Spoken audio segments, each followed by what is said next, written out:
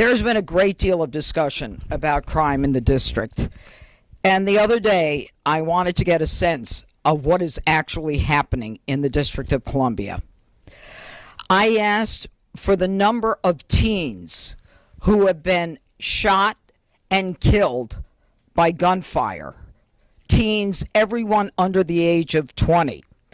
As you can see, in 2024, we have, I believe I said it was, how many? Yeah. As you can see, in 2024, we have 29 individuals who were shot and killed in the district, all teens, some as young as 3 years of age, okay, because of gunfire. Some of these cases are solved, some of them are not solved. But what this makes clear to me is that there is a whole community that is suffering because of the violent crime in this district. And anyone who wants to tell me the crime is down and that we don't need an emergency focus on crimes of violence, all they need to do is take a look at this and talk to the loved ones and the family members of these individuals, all shot and killed long before their time. Now, over here are the individuals who were shot and killed under the age of 20, all teenagers in 2025. And the number here is 16. Again, all members of the minority community here.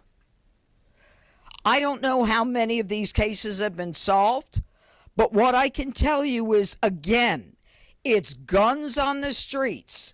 It's individuals who are not concerned about accountability, who don't have any reason to fear law enforcement. I am here today to tell you that on behalf of all of these victims, all of these families, that they're going to be accountable, that we are going to make a difference, and that we are going to make sure that law enforcement is focused on these innocent, now silent victims of crime in the district. Do you have a per capita breakdown? I mean, how does DC, keep talking about the number of teenage gun deaths here, how does that compare for 100,000? Anywhere else? All I know is we rank in deaths. 2 years ago, we were one of the fourth highest. We were the fourth highest in the United States. I don't need any more statistics. All I need are people to recognize that these were vibrant human beings cut down because of illegal guns. I guarantee you that every one of these shootings was with an illegal gun.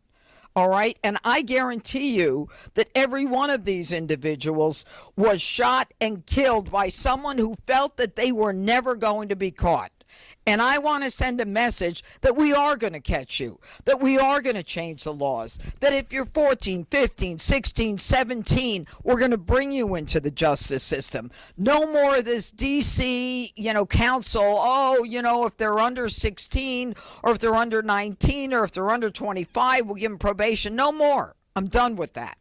You talked about the judicial hurdles that you face, and you're just talking about it right there, but what can you conceivably do as the DC U.S. Attorney to address those laws, address the DC Crime Lab, which is not accredited, and also at the same time address some of the prosecutorial issues you talked about? Okay. Those are great questions. Number one, the DC Crime Lab is now accredited and validated very recently.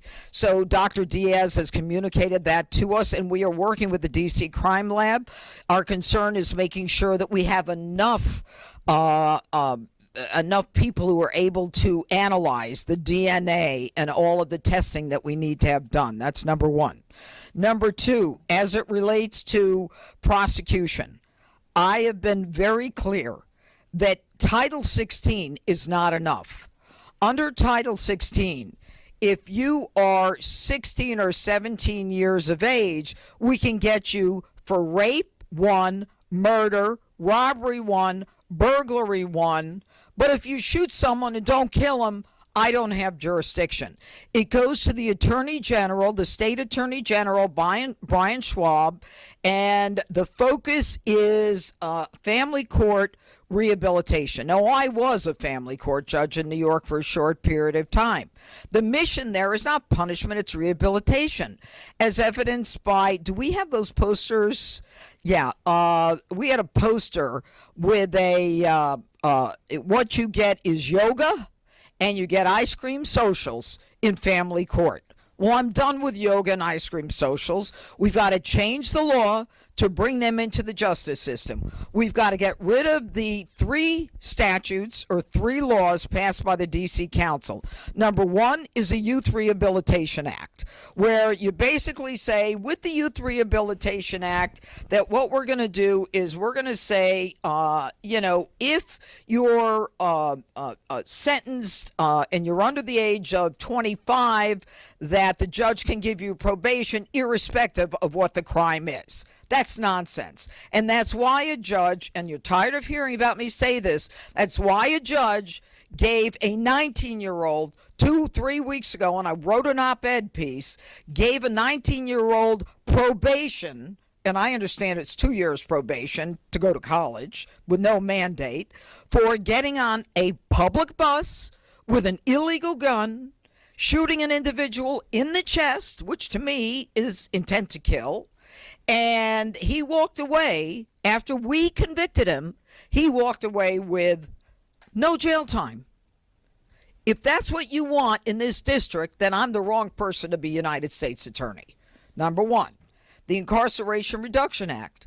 The Incarceration Reduction Act that the D.C. left-leaning council passed says if you're 25 years old and you were sentenced to 15 years as a young kid for probably murder, even a serial murderer, we can let you out if you're 25.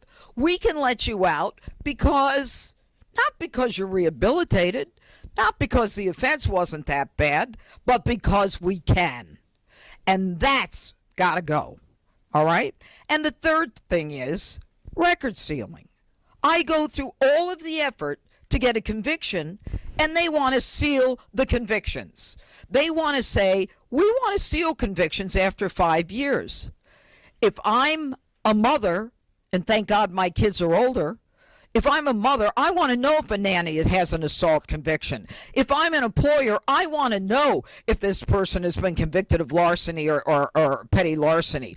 Or if, say, I'm not in a public school, but I got a private, teaching a tennis group. I need to know if this guy's a predator, a pedophile.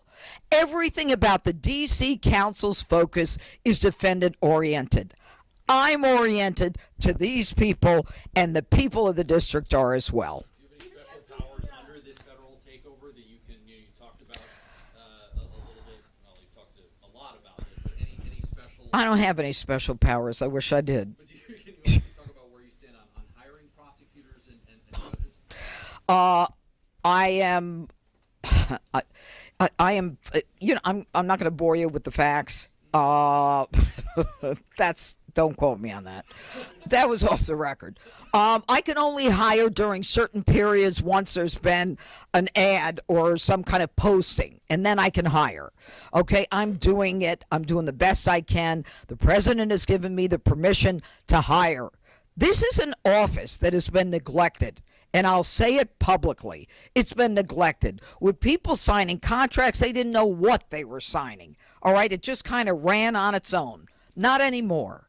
This is an office where nobody seemed to care that we were down 90 lawyers, 60 investigators, and paralegals. I do. And so my effort is to get people who want to work in the nation's capital, who want to work in the largest United States Attorney's office in the country, and the best office. Because we're not just federal prosecutors, we're local prosecutors. We get down and dirty in street crime.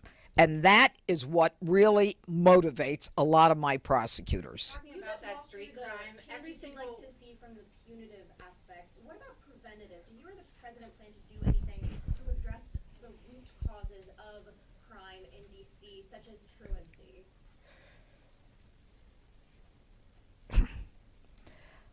My job is to try to heal the victims and prosecute the criminal. Everybody else can deal with rehabilitating the individual. I honestly am not concerned about why they commit crimes. My concern is if they commit crimes. My concern is the victims of the crimes. That's my job as a U.S. attorney. Go ahead. Every single one of these cases is a felony one. And right Yeah. now, DC Superior Court judges are scheduling felony one trials in 2027, in part because there are 13 vacancies right now that's going to grow in January. The president has only nominated one DC Superior Court judge. It's a process that takes a while with Congress because of DC's rules. Have you talked to the president about Yeah. this? Is the White House moving forward Yes. with more nominees? You're going to need these judges to Yep. get these done. As recently as yesterday, I spoke with the president, and I have spoken to the president before about these vacancies. The president wants these vacancies filled as soon as possible because, like everyone in this room, it's common sense. It's not fair to the victims, to the families. It's not fair to the defendant. Why should the defendant who's charged with a crime have to live with a case for 3 years because there's not enough judges? We're all on the same page about what makes sense and what's fair. And so we're working on that. There's a whole thing with the Judicial Nominating Commission, and then they have to get approved, and then we have to get the Senate to approve. When You, can we expect step one? you can ask the Senate No, the names from the president. He has to know. When can we expect names? For the soon, Superior Court? very soon, Weeks? soon. Can you comment on the With that question, guys, we're all out of time. Okay, you're out of time? That means he's had enough. Goodbye. Thank you. I want you to report on But this. you said This it's is guns, important. You said it's guns on the street that's causing this problem. Are you concerned that the DOJ's funding cuts to gun violence prevention programs undermine Oh, the stop it. efforts? We are putting all kinds of resources onto the street. What about the gun violence? That's all we've got. Thank you, guys. Thanks. Ed Martin issued a press release hailing the drop in crime rates at the end of April. What changed? It's never enough.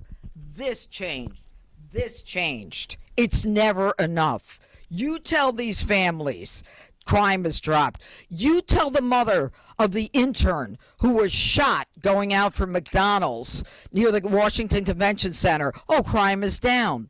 You tell the kid who was just beat the hell and back with a severe concussion and a broken nose, crime is down. No, that falls on deaf ears. And my ears are deaf to that. And that's why I fight the fight. Thank you.